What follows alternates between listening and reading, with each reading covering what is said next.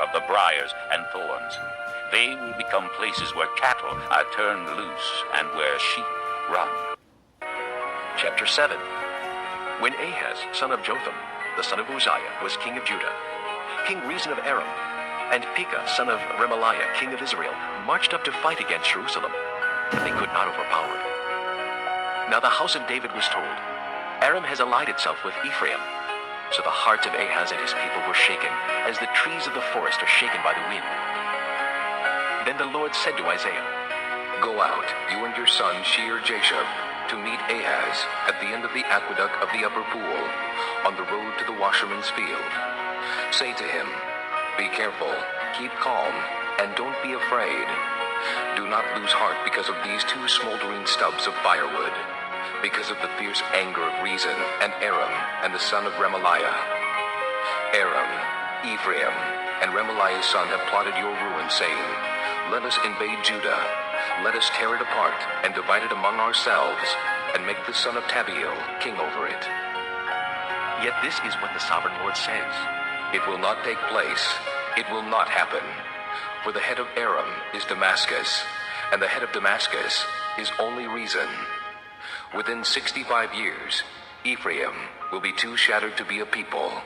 The head of Ephraim is Samaria, and the head of Samaria is only Remaliah's son. If you do not stand firm in your faith, you will not stand at all.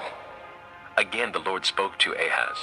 Ask the Lord your God for a sign, whether in the deepest depths or in the highest heights. But Ahaz said, I will not ask. I will not put the Lord to the test. Then Isaiah said, Hear now, you house of David. Is it not enough to try the patience of men? Will you try the patience of my God also? Therefore the Lord himself will give you a sign. The virgin will be with child, and will give birth to a son, and will call him Emmanuel. He will eat curds and honey when he knows enough to reject the wrong and choose the right.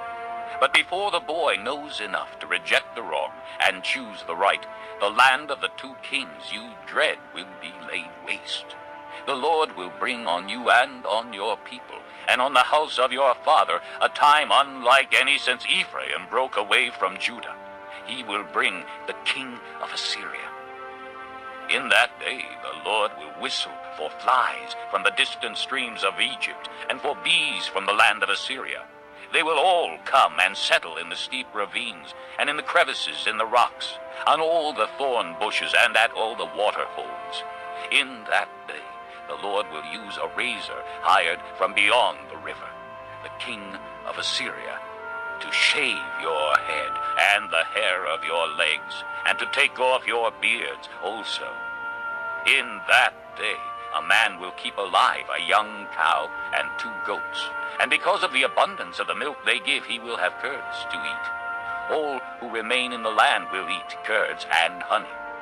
In that day, in every place where there were 1,000 vines worth 1,000 silver shekels, there will be only briars and thorns. Men will go there with bow and arrow, for the land will be covered with briars and thorns. As for all the hills once cultivated by the hoe, you will no longer go there, for fear of the briars and thorns. They will become places where cattle are turned loose and where sheep run. Chapter 7. When Ahaz, son of Jotham, the son of Uzziah, was king of Judah, King Rezin of Aram, and Pekah, son of Remaliah, king of Israel, marched up to fight against Jerusalem, but they could not overpower it. Now the house of David was told, Aram has allied itself with Ephraim. So the hearts of Ahaz and his people were shaken, as the trees of the forest are shaken by the wind. Then the Lord said to Isaiah, Go out, you and your son Shear-Jashub, to meet Ahaz at the end of the aqueduct of the upper pool, on the road to the washerman's field. Say to him, Be careful, keep calm, and don't be afraid.